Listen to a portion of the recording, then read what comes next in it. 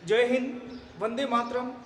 आज हम कक्षा द्वादशी विषय विश्व जनसंख्या वितरण घनत्व वृद्धि उससे संबंधित अध्ययन कर रहे थे, जिसमें हमने जनसंख्या वितरण घनत्व का अध्ययन कर लिया था। हमारे जो चल रहा था वो जनसंख्या वृद्धि से संबंधित। तो उसमें हमने जनसंख्या वृद्धि से संबंधित कुछ अध्ययन किया। जनसंख्या वृद्धि किसे कहते हैं और जनसंख्या वृद्धि किस प्रकार से निकाली जा सकती है, उसके बारे में हमने अध्ययन किया था। आज हम जनसंख्या परिवर्तन या जनसंख्या वृद्धि के कुछ घटक हैं उसके बारे में अध्ययन करेंगे और किस प्रकार से जनसंख्या वृद्धि के घटक काम करते हैं उसके बारे में हम अध्ययन करते हैं। तो जनसंख्या वृद्धि के घटक क्या है? जनसंख्या परिवर्तन के घटक, जनसंख्या परिवर्तन के घटक या जनसंख्या वृद्धि के घटक, जनसंख्या वृद्धि के घटक। अर्थात हमने पढ़ा था जनसंख्या वृद्धि यानी जनसंख्या में परिवर्तन होना। किसी निश्चित क्षेत्र में निश्चित समय में जो जनसंख्या रहती है उस जनसंख्या में परिवर्तन होना ही जनसंख्या वृद्धि कहलाती है। अब ये जनसंख्या में परिवर्तन क्यों होता है, उसके पीछे भी कुछ कारक हैं। तो जनसंख्या परिवर्तन के घटक के रूप में अगर हम पढ़ते हैं तो जनसंख्या परिवर्तन के प्रमुख रूप से 3 घटक हैं। कितने घटक है? 3 घटक। जनसंख्या परिवर्तन के प्रमुख रूप से कितने घटक है? 3 घटक। अब इन 3 घटकों का मैं नाम लिखता हूं कौन कौन से। पहला घटक है मृत्यु दर या जन्म दर, लिख सकते हैं। पहला है जन्म दर। क्या है? जन्म दर। दूसरा घटक है मृत्यु दर, मृत्यु दर। और तीसरा घटक है प्रवास। तीसरा घटक है प्रवास। इन 3 घटकों के कारण जनसंख्या में परिवर्तन होता है। जन्म दर के कारण, मृत्यु दर के कारण और प्रवास के कारण। अर्थात जन्म, मृत्यु और प्रवास, इन 3 घटकों के कारण जनसंख्या में परिवर्तन होता है। तो अब हम सबसे पहले जन्म दर के बारे में पढ़ते हैं। अशोधित जन्म दर क्या होती है? अशोधित जन्म दर, पहला बिंदु क्या होगा?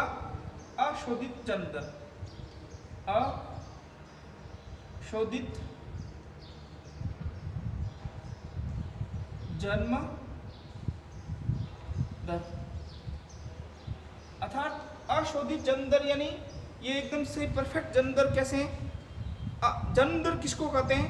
प्रति 1000 स्त्रियों द्वारा जन्म दिए जीवित बच्चों के रूप में व्यक्त किया जाता है। क्या कहते हैं? प्रति 1000 स्त्रियों के द्वारा जन्म दिए गए जीवित बच्चों के रूप में व्यक्त किया जाना, वो अशोधित जन्म दर के रूप में जाना जाता है, जिसको हम इंग्लिश में बोलते हैं CBR। CBR, इसको क्या बोलेंगे इंग्लिश में? हम क्या बोलेंगे? CBR। CBR, ठीक है ना? क्या बोलेंगे? CBR, जिसको बोलेंगे ग्राइट बर्थ रेट। ठीक है ना? क्या बोलेंगे? Great birth rate. इसी प्रकार ग्राइट डेथ रेट, इस प्रकार से इसकी फुल फॉर्म भी बता सकते हैं। तो हम हिंदी में याद रख सकते हैं अशोधित जन्म दर। क्या है? अशोधित जन्म दर। तो हम क्या लिख सकते हैं? प्रति 1000 स्त्रियों द्वारा जन्म दिए जीवित बच्चों के रूप में व्यक्त किया जाता है, उसी को हम जन्म दर के रूप में जानते हैं। तो क्या लिखेंगे? प्रति 1000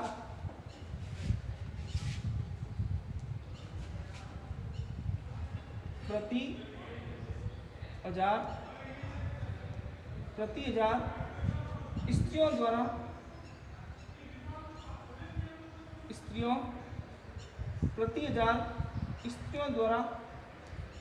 प्रति 1000 स्त्रियों द्वारा जन्म दिए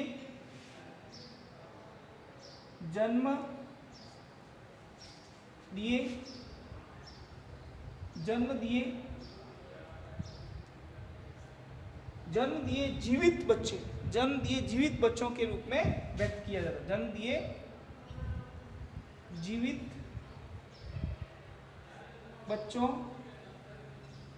जन्म दिए जीवित बच्चों के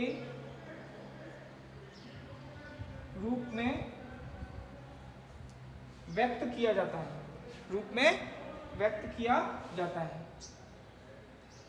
व्यक्त किया जाता है। यानी कि 1000 स्त्रियों के द्वारा कितने बच्चों को जन्म दिया है, जो जीवित बच्चे हैं, कितने जीवित बच्चों को जन्म दिया है, उसी को हम अशोधित जन्म दर कहते हैं। अशोधित जन्म दर के नाम से उसको हम जानते हैं, जिसको CPR शॉर्ट में भी कह सकते हैं। तो अशोधित जन्म दर निकालने का सूत्र क्या है? अशोधित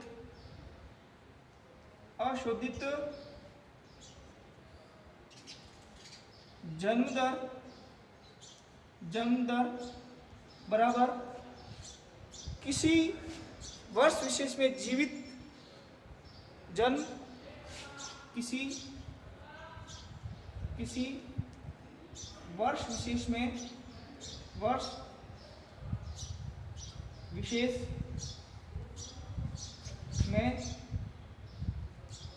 किसी वर्ष विशेष में जीवित जन्म,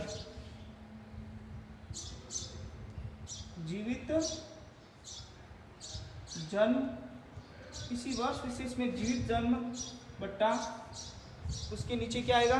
किसी क्षेत्र विशेष में वर्ष के मध्य जनसंख्या, किसी क्षेत्र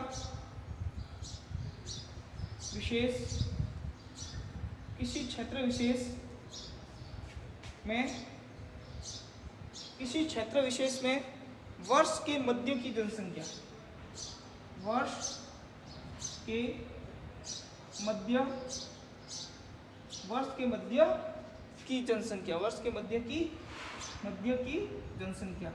के मध्य की जनसंख्या, इस प्रकार से हम क्या निकाल सकते हैं?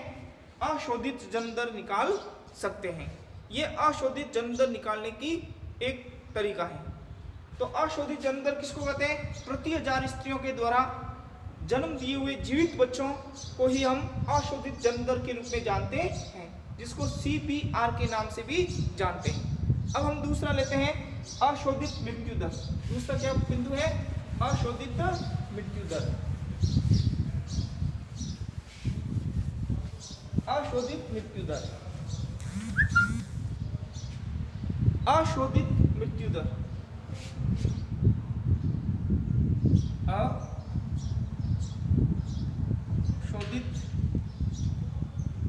अशोधित मृत्यु दर। तो इसमें भी वो का वो है, इसमें भी अगर हम परिभाषा लिखते हैं तो किसी क्षेत्र विशेष में किसी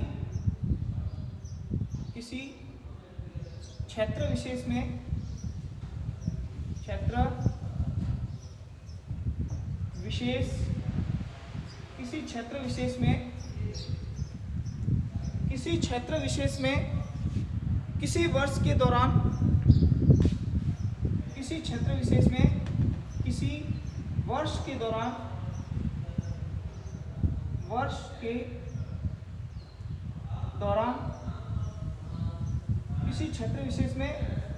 के दौरान, प्रति 1000 जनसंख्या के पीछे प्रति हजार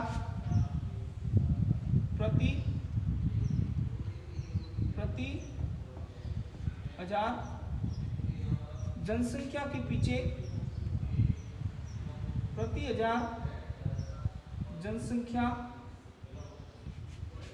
के पीछे प्रति 1000 जनसंख्या के पीछे मृतकों की संख्या, प्रति 1000 जनसंख्या के पीछे मृतकों की संख्या के रूप में अभिव्यक्त किया जाता है। मृतकों की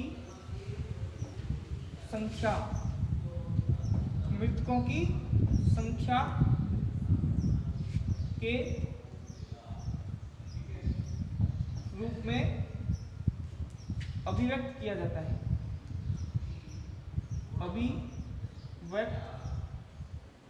अभिव्यक्त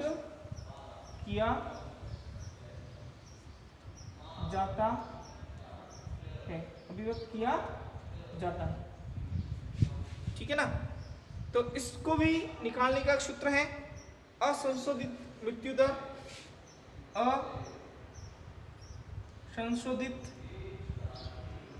असंशोधित मृत्यु दर, असंशोधित मृत्यु दर भी निकालने का सूत्र है।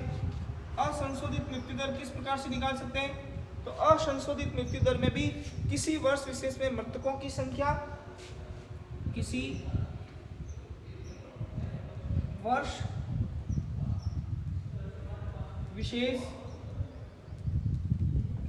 विशेष में मृतकों की संख्या, किसी वर्ष विशेष में मृतकों की संख्या बट्टे के रूप में हम उस वर्ष के मध्य में अनुमानित जनसंख्या, उस वर्ष के मध्य में अनुमानित जनसंख्या,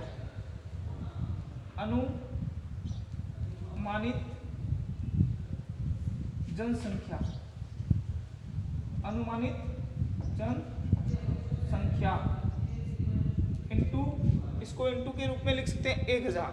इनटू के रूप में क्या लिखना? 1000। उसमें भी 1000 लिखना है, इसमें भी 1000 लिखना है। ठीक है। असंशोधित मृत्यु दर, असंशोधित जन्म दर में भी किसी वर्ष विशेष में जन्म लेने वाले बच्चों की संख्या बट्टा उस वर्ष के मध्य में अनुमानित जनसंख्या इंटू 1000। ये क्या है? असंशोधित जन्म दर। और असंशोधित मृत्यु दर में किसी वर्ष विशेष में मृतकों की संख्या उस वर्ष के मध्य में अनुमानित जनसंख्या इंटू 1000। इस प्रकार से हम असंशोधित मृत्यु दर निकाल सकते हैं।